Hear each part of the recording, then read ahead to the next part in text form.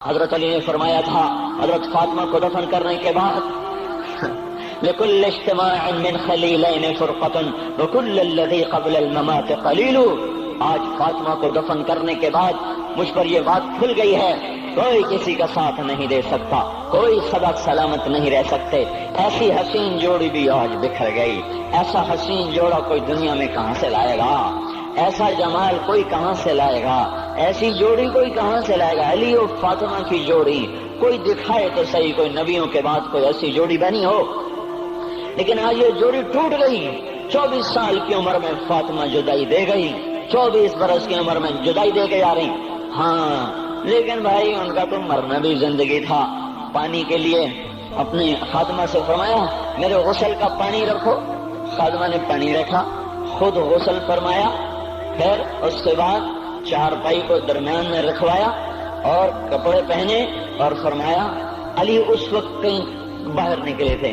فرمایا اب میں مر رہی ہوں، میرا غسل ہو چکا ہے، مجھے دوبارہ غسل نہ دینا، یہی میرا غسل ہے اور علی کو بتا دینا. اور وہ گئی. ہاں آپ نے کہا تھا حضرت فاطمہ سے میں جا رہا ہوں، وہ رونے لگی. پھر آپ نے پھر کان میں کہا نہیں نہیں تو غم نہ کر، سب سے پہلے تو ہی مجھ سے آ کے ملے گی. پھر وہ ہنسنے لگی. حضرت عائشہ رضی اللہ عنہا دیکھ رہی تھی، پہلے روئی پھر ہنسی. تو کہا یہ کیا بات ہوئی؟ کہا مجھے میرے باپ نے کہا میں جا رہا ہوں تو مجھے رونا آیا. تو پھر انہوں نے فرمایا تو غم نہ کر، سب سے پہلے تو ہی مجھ سے آ کے ملے گی. تو پھر میں خوش ہو گئی. باپ کے جانے کے صرف 6 مہینے کے بعد ابا سے ملاقات ہو گئی. تو حضرت علی فرما رہے ہیں آج دیکھو دیکھو ان افتقادی فاطمہ بعد احمد دلیل علی اللہ یدوم خلیل. آؤ آؤ دیکھو دیکھو، میں نے انہی ہاتھوں سے محمد مصطفیٰ کو قبر میں اتارا تھا، آج انہی ہاتھوں سے میں نے فاطمہ کو اتار دیا. آج مجھ سے کہ دنیا کا دھوکہ کھل گیا ہے. مجھے پتہ چل گیا ہے کہ یہاں کوئی دوستی سلامت نہیں رہ سکتی، کوئی گھر آباد نہیں رہ سکتا. کل بیت وان طالت سلامتها یوم ستدرکها النکباء والحباب. او میرے بھائیو، کوئی گھر کتنا آباد رہے، سلامت رہے، ایک دن آتا ہے کہ مکڑی کے جالوں کے سوا وہاں کچھ نہیں ہوتا، ہواؤں کی سنسناہٹ کے سوا وہاں کچھ نہیں ہوتا. اللہ کا واسطہ دیتا ہوں فیصلہ آباد سے دھوکہ نہ کھاؤ، اس کے بازاروں سے دھوکہ نہ کھاؤ، ہوش میں آؤ، ہم غلط جا رہے ہیں. اور میرے بھائیو اگر مر کے اللہ کے پاس جانا ہے تو اس زندگی سے واپس آؤ، واپس آؤ. میں اللہ کو اس کے رسول کا واسطہ دیتا ہوں. اگر مر کے کہیں اور چلے جانا ہے، اگر مر کے اللہ کے پاس نہیں جانا یا اللہ کے رسول کا سامنا نہیں ہے، جو مرضی کرو. پھر ہم بھی چھوڑیں، اب ہمیں بھی کچھ سمجھاؤ. ہم کیوں بول بول کے گلے کی ایک ایک رگ میں درد اتار بیٹھے؟ گھر چھوڑ چھوڑ چھوڑ چھوڑ سارا وجود ہڈیوں میں درد اتر گیا ہے. تو کچھ ہمیں بھی راستہ بتاؤ کہ یہ راستہ ہے، اس پہ موج میلہ بھی ہوگا، اللہ بھی نہیں ملے گا. آؤ ہم سب پھر ہم بھی مل کر تمہارا ساتھ دیں. ہم کیوں ایسے کھاری اٹھائے ہوئے در در کی ٹھوکریں کھاتے پھر رہے ہیں؟ میرے بھائیو، اور اگر ایسا کوئی راستہ نہیں ہے، اور میں بتا رہا ہوں کوئی نہیں ہے، کوئی نہیں ہے، کوئی نہیں ہے. میرے پاس کوئی مضمون نہیں بیان کرنے کو. میں یہ نوجوانوں کو دیکھتا ہوں میرے بند ٹوٹ جاتے ہیں، میں دیوانہ ہو جاتا ہوں کہ میں ان کے کیسے دلوں میں اتر کر ان کے دلوں کی لگاموں کو اللہ کی طرف پھیر دوں اور اس کے رسول کی طرف پھیر دوں. یہ جب گانے بجانے میں ڈوبتے ہیں، جب یہ رقص گاہوں پر چلتے ہیں، جب یہ تاجر غلط تولتے ہیں، اور جب یہ بینک سے قرضے لے کر لمبے لمبے نظام بناتے ہیں، پرائز بانڈ خرید کر دعائیں مانگتے ہیں اللہ میرا بانڈ نکل آئے. او میرا بھائی تجھے کیا ہو گیا؟ تو جوئے پر دعائیں کر رہا ہے کہ یا اللہ میرا بانڈ نکال دے. میں کیسے ہوش میں لاؤں؟ میں تو خود مدہوش ہو چکا ہوں. میں تو صدمے جیسے آدمی کو پاگل کر دیتے ہیں، دیوانہ کر دیتے ہیں. وہ دیوانگی کی کیفیت ہے کہ کوئی سنتا ہی نہیں، کوئی مانتا ہی نہیں.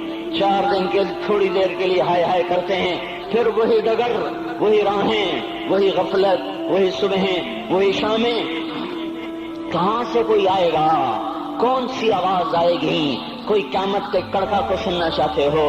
کیا آسمان کے دھماکے سن کے توبہ کرنا چاہتے ہو؟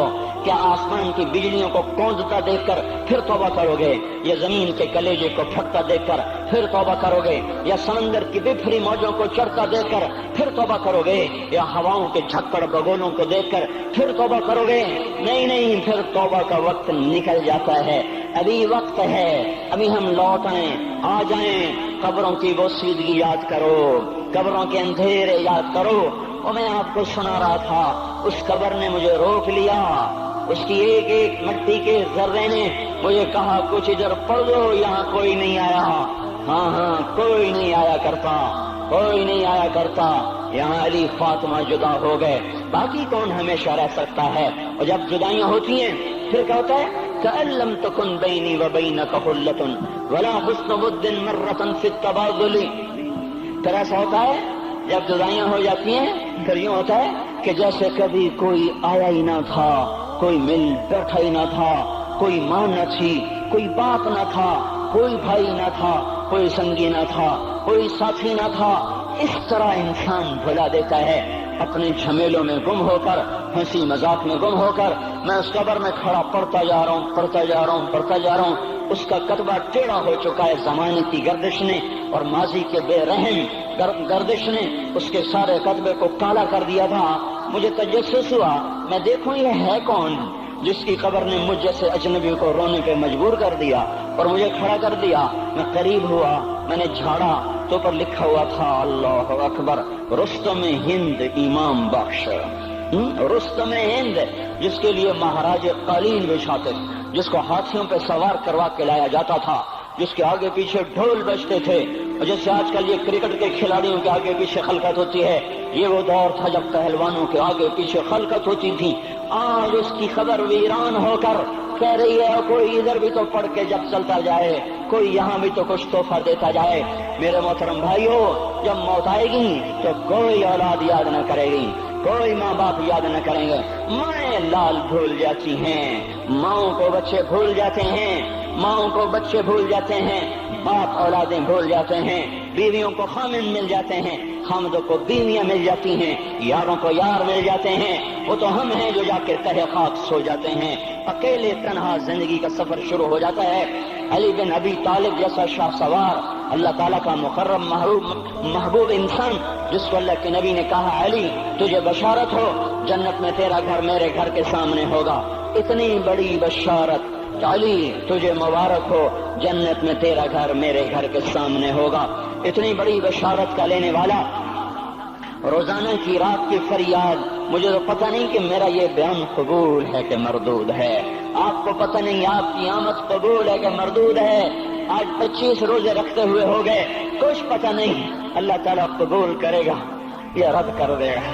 بڑی ذات ہے، آج تک زندگی میں کوئی ایک عمل بھی نظر نہیں آتا جس پر ہم دعویٰ کر سکیں یہ کام تو میرا اللہ کو بڑا پسند آئے گا اور میری بخشش کا سامان ہو جائے گا۔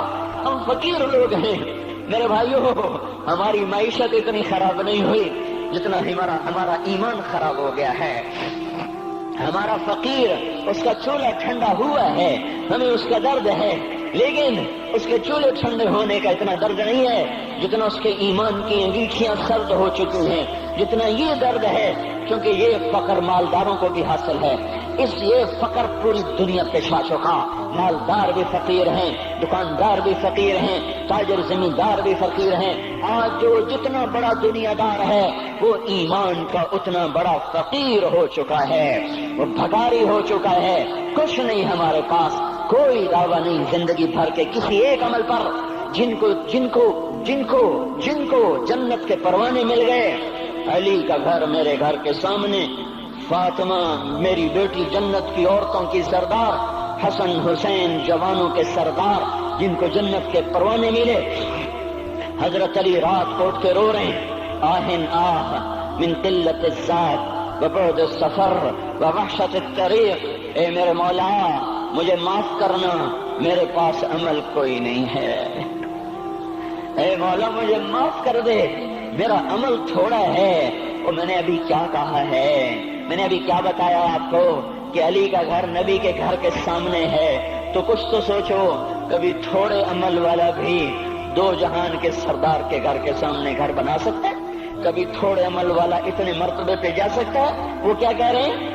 یا اللہ میرا عمل تھوڑا ہے تو میرے پاس کیا ہے جس کا میں دعویٰ کروں؟ یا اللہ میرا عمل تھوڑا ہے، یا اللہ مجھے تنہا جانا ہے، یا اللہ راستہ بڑا خطرناک ہے، یا اللہ عمل کا توشہ تھوڑا ہے، اے میرے مولا مجھے معاف کر دے، مجھے معاف کر دے۔